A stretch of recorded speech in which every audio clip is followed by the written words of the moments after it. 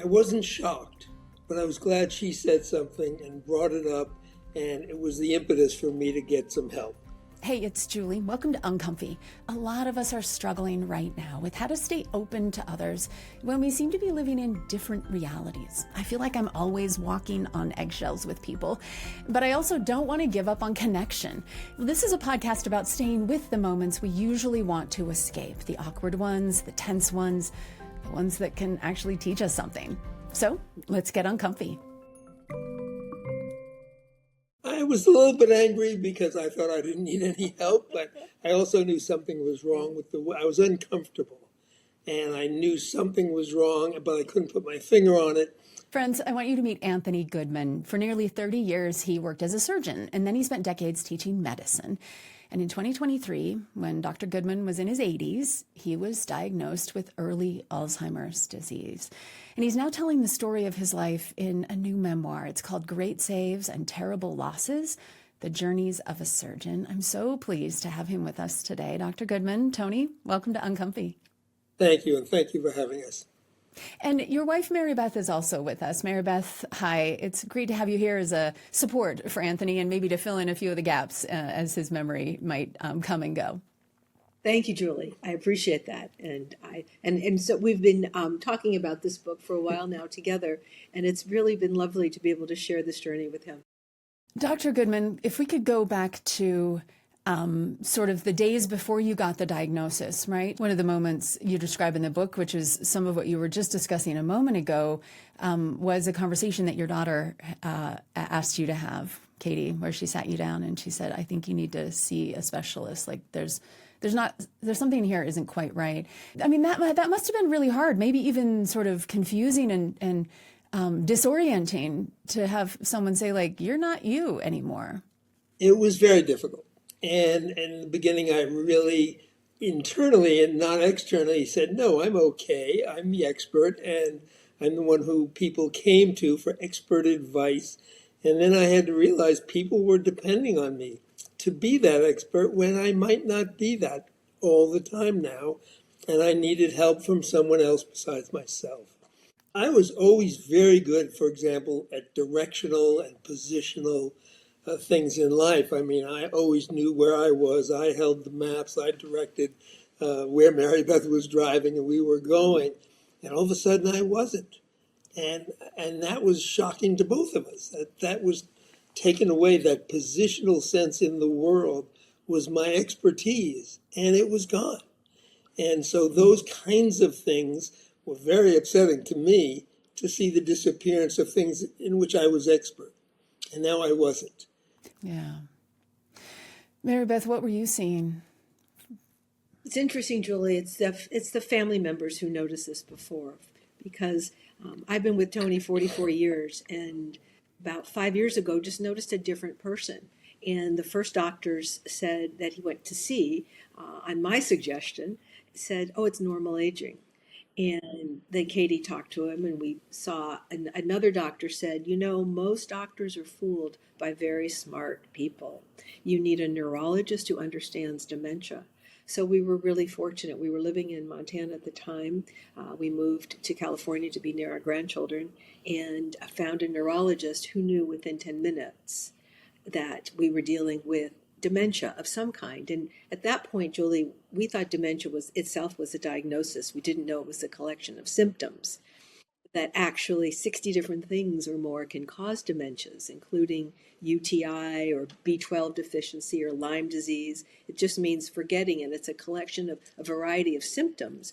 And so this particular neurologist ran all the necessary blood tests and cognitive tests and drilled down into the very particular diagnosis of Alzheimer's, which, so it's been a 5-year journey. And to Tony's credit, he stayed with that journey and didn't resist it. So even though he was a little resistant up front and very uncomfortable. Right. You write in the book, Tony, that after that first, you saw the psychologist who said it was just plain old aging, right? This is normal. And that felt pretty good. Like, see, guys, I told you. Right? Vindicated. Right. See, I told you so. Yeah. So then you get this other doctor and he says it's dementia. And how are you feeling at that point, Anthony? Didn't like the term. because it means you're losing your mind in what people would think about it. But I realized I needed some help besides my own, and that was important. And I found doctors that I could trust and I had great confidence in, and that was the important part, that I trusted them to see what was going on and then to take care of me in the best way. How was it for you as a patient then, having been the doctor, the scholar, the expert, the surgeon, all those many decades? It was very hard because I was always the one telling everybody else what was wrong with them and what they should do. But I realized that for my own benefit, I needed to put my hands in someone I trusted. And I was lucky enough to find that very quickly. Somebody who was an expert and who I had a personal relationship with, and I could give my complete trust and do exactly as they wanted me to do. And that was where we started on the path that would be most beneficial for me. That was the doctor that ultimately was able to pinpoint early Alzheimer's for you. When did you first hear those words attached to your diagnosis? When I was here in Montana. No, we were here in Santa Barbara. Santa Barbara, yeah. We first he did the blood test to rule out the other things that I've mentioned, and then did a cognitive test.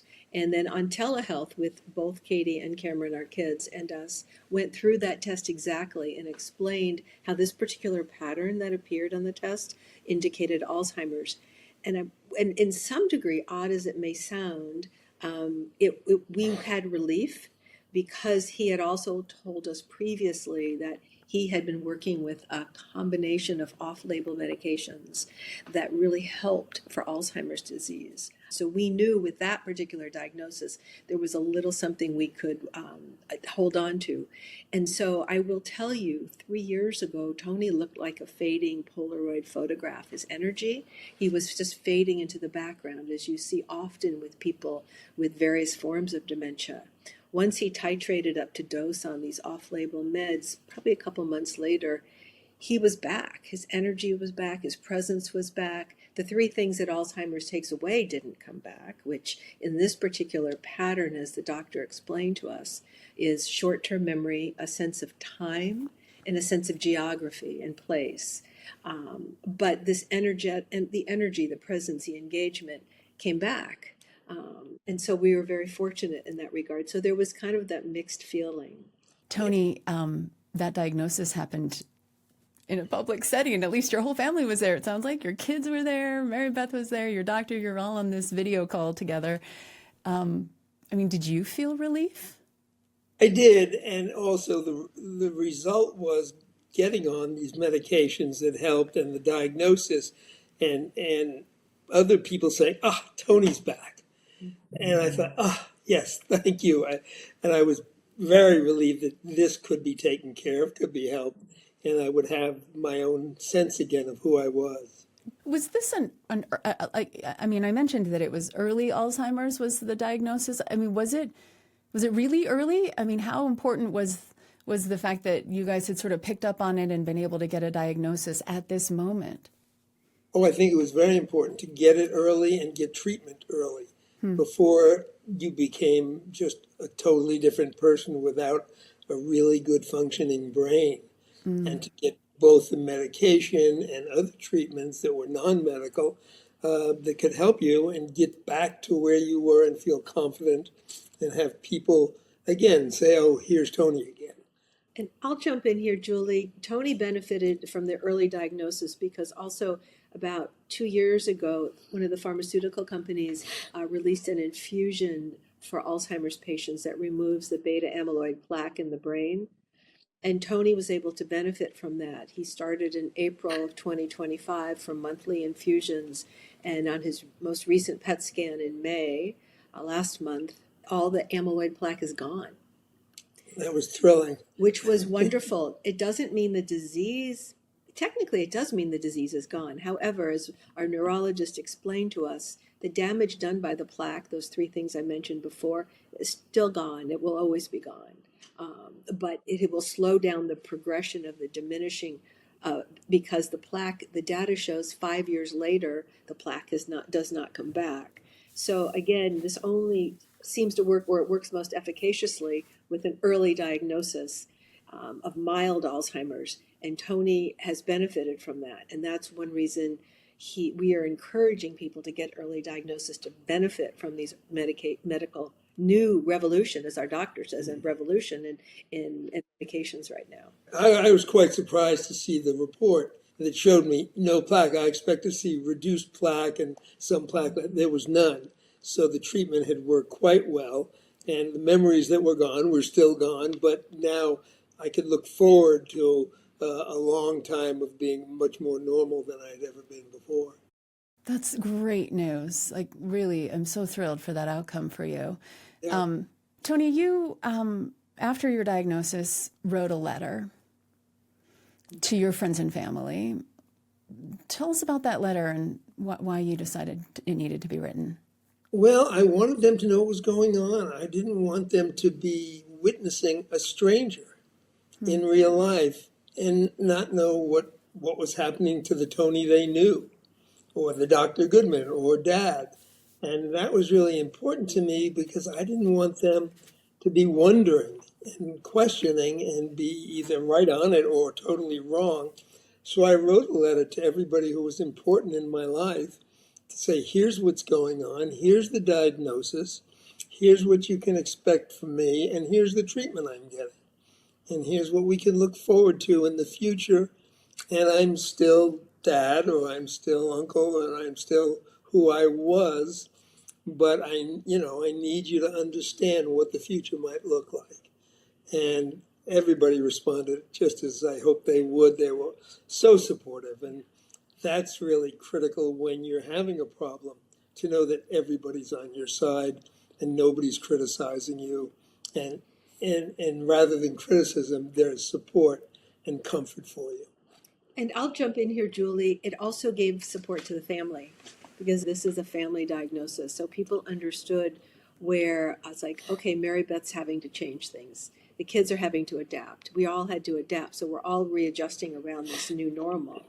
And so the Alzheimer's Association has been a wonderful resource for caregivers groups and information and research. I mean, we're not experts in Alzheimer's. Our learning curve is straight up these last 3 years. And I've read every book I can get my hands on. So it's a journey, and it's a journey the family takes. But some of the things that have been helpful recently was to find myself in a situation recently, within the last week or two, where somebody really had a medical problem of collapsing right in front of me. And there was no thought in my mind at all about what was going on. I knew it was going on. I immediately stepped up, took over the whole situation from everyone else, and took care of the patient. Oh, this was an emergency kind of CPR situation that happened. It was at a dinner where somebody collapsed on their face. Wow. And everybody was just mostly gasping with their mouths open. What do we do?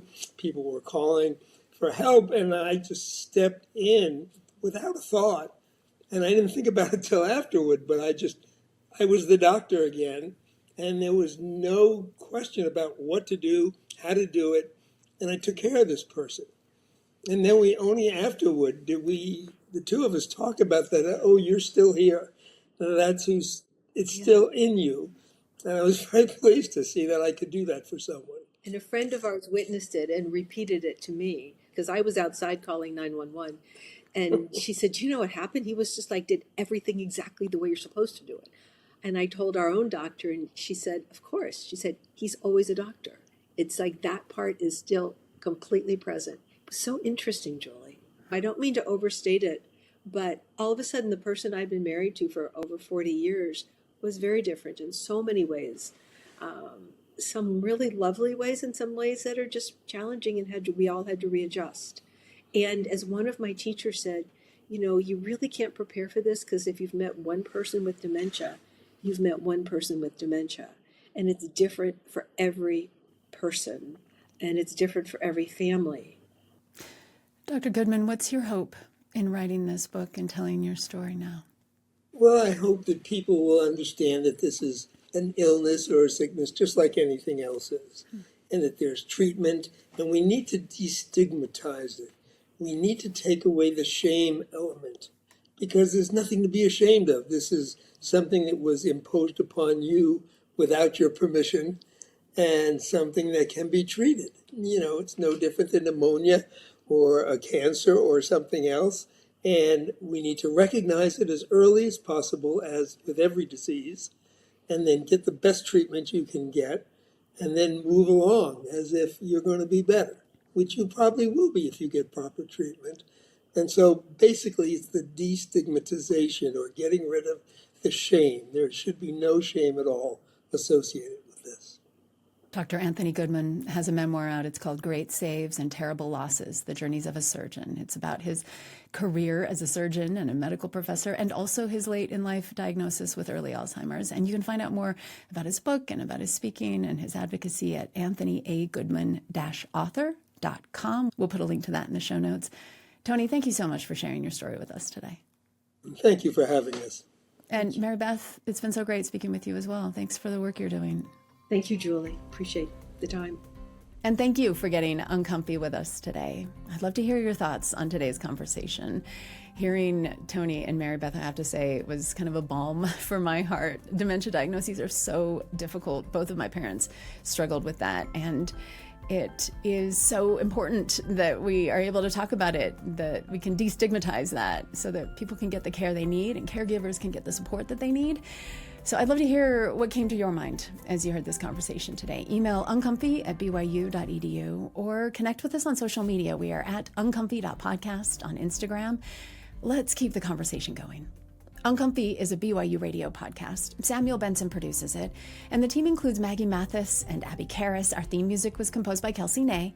I'm Julie Rose. I can't wait to get uncomfy with you again next week. Before I leave you, I want to recommend another show from the BYU Radio family of podcasts that I'm pretty sure you're going to love. It's called Constant Wonder, and it consistently, or should I say constantly, ranks near the top of Apple's nature podcasts in their rankings. But Constant Wonder is about more than just nature. It's about finding awe in everything around us, including our own backyards. So on the show, you'll hear guests share stories of spiritual encounters with nature, of real-life accounts of human kindness and bravery, like a doctor on a quest to bring care to the homeless. See the world with new eyes as host Marcus Smith invites us to find wonder in every corner of life. Listen to new episodes of Constant Wonder every Wednesday on the BYU Radio app or wherever you listen to podcasts.